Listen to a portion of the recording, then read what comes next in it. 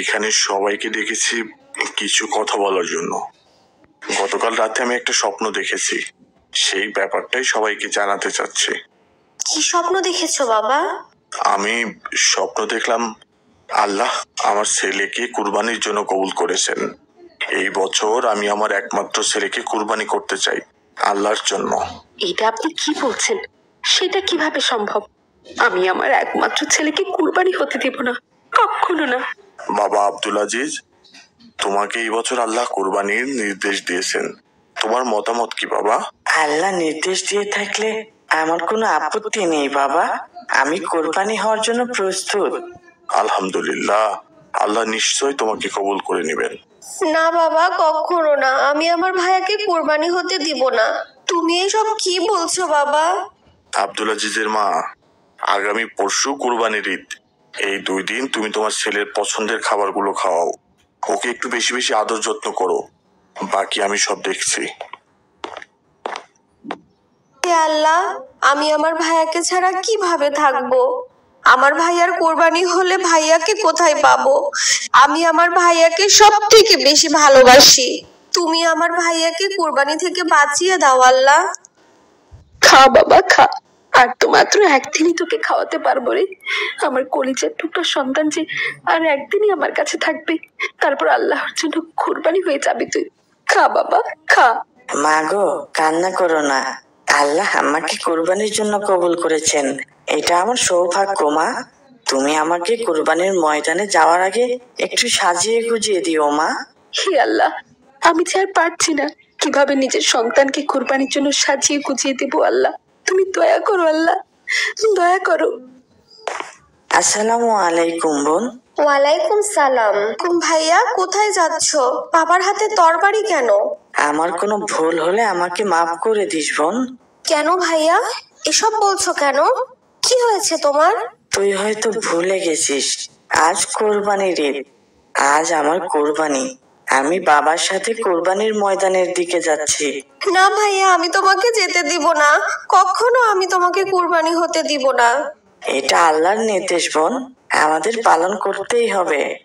আমার জন্য দোয়া করিস, আল্লাহ যেন আমার কুরবানিকে কবুল করেন। আর সব সময় মা বাবার কথা শুনে চলবি, বাবা মায়ের অবাধ্য হবি না। আল্লাহ কবুল করলে ইনশাল্লাহ জান্নাতে দেখা হবে।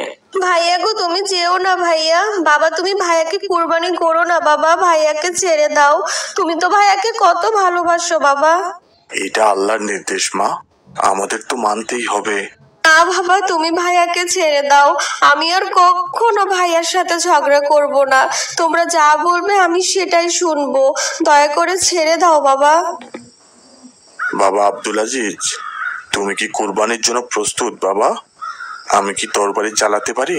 হ্যাঁ বাবা, আমি প্রস্তুত। তুমি নির্দ্বিধায় তরবারি চালাতে পারো, নিশ্চয়ই আমাকে ধৈর্যশীলদের সাথেই পাবে। আল্লাহু আকবার, আল্লাহু আকবার। না, কি হয়েছে কি হয়েছে? আমি ভয়ানক একটা স্বপ্ন দেখেছি ভাইয়া। দেখি আল্লাহর নির্দেশ হয়েছে, বাবা তোমাকে কুরবানি করছেন। কি বলছো বোন? মানুষকে কি কেউ কুরবানি করে? আমাকে কেন কুরবানি করবেন? আমাদের কুরবানির জন্য তো একটা ছাগল কিনে এনেছেন বাবা, ওই যে তোমার ক্ষণিকের অতিথি। বুঝেছি, তুমি নিশ্চয় আমার দেওয়া ইসমাইল এবং কুরবানির বইটি পড়েছো, তাই না? তাই ইব্রাহিম আলাইহিসসালাম আর ইসমাইল আলাইহিসসালামের ঘটনার মতো স্বপ্ন দেখেছো। হ্যাঁ ভাইয়া, আজ একেবারে বাস্তবের মতো সেই ঘটনার স্বপ্ন দেখেছি। দেখি বাবাকে আল্লাহ স্বপ্ন দেখিয়েছেন, বাবা ভাইয়াকে কুরবানি করতে কোরবানির ময়দানে নিয়ে গলায় তরবারি চালিয়ে দিল। আল্লাহ কত দয়ালু, একবার চিন্তা করো, সেদিন যদি ইসমাইল আলাইহিসসালাম কুরবানি হয়ে যেতেন, তাহলে হয়তো আজ তোমার স্বপ্নের মতোই আমাদের বাস্তব জীবন হয়ে যেত। সবাই সবার সন্তানকে আল্লাহর নামে কুরবানি করতেন, কিন্তু আল্লাহ সেটা করেননি। ওই দিন ইসমাইল আলাইহিসসালামের পরিবর্তে একটা দুম্বা কুরবানি হয়েছিল। তাই আমরাও এখন মানুষের পরিবর্তে পশু দিয়ে কুরবানি করতে পারি। আল্লাহ কত মহান, একবার ভেবে দেখেছো? হ্যাঁ ভাইয়া, বুঝতে পেরেছি। তোমরা ওই ছাগলটাকে কুরবানি করতে পারো। আমার ভাইয়া কুরবানি হয়নি, আমি তাতেই অনেক খুশি। কুরবানি মানেই ত্যাগ, আল্লাহ সবার ত্যাগকে কবুল করুন, সবার কুরবানিকে কবুল করুন, আমিন। ঈদ মোবারক। ঈদ মোবারক। তোমাকে খুঁজে খুঁজে আমরা হতাশ হয়ে গেছি একেবারে। আব্দুল্লাহ ডেকেছিল আমাকে, পরে অনেকক্ষণ গল্প করলো। ওর নাকি 2000 টাকার ঈদের হাদিয়া হয়েছে। ওর বাসায় সবাই ওকে হাদিয়া দিয়েছে। বাহ, তাহলে তো খুব ভালো। তুমি কত টাকা হাদিয়া পেয়েছো ভাই? আমার মোট 1250 টাকা হয়েছে ভাই। তোমার হাদিয়া কত হয়েছে? আমার 1550 টাকা হয়েছে। আপু বলেছে ঈদের নামাজ পড়ে বাসায় যাওয়ার পর আমাকে আরো 500 টাকা দিবে। তাহলে তো তোমারও 2000 টাকা হয়ে যাবে। হ্যাঁ ভাই, এই টাকা দিয়ে আমরা অনেক কিছু কিনতে পারবো, আজ অনেক মজা করতে পারবো। হ্যাঁ ভাই, আমি তো ভাবছি আমি একটা লাল ঘুড়ি কিনবো আর একটা খেলনা রিমোট কন্ট্রোল গাড়ি কিনবো। আমি একটা প্লেন কিনবো, আকাশে ওড়ে ওইগুলো, সাথে একটা ঘুড়িও কিনবো। আমার অনেক দিনের শখ একটা খেলনা প্লেন কিনবো।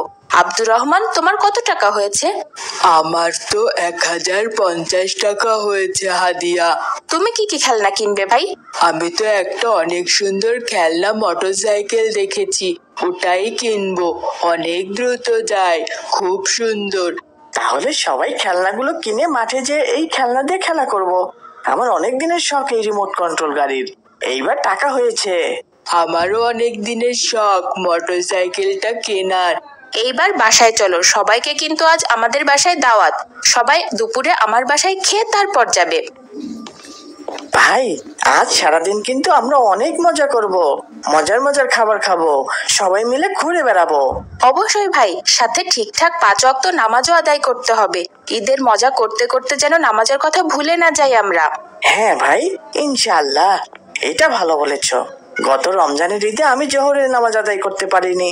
ভেবেছিলাম ঈদের নামাজ তো পড়েছি, তাই আর পড়া হয়নি। আমাদের অবশ্যই মনে রাখতে হবে ঈদের নামাজ ওয়াজিব আর জোহরের নামাজ ফরজ, তাই কোনোটাই আমাদের বাদ দেওয়া উচিত হবে না। ফরজ তো বাদ দেওয়াই যাবে না। ইনশাআল্লাহ আর ভুল হবে না।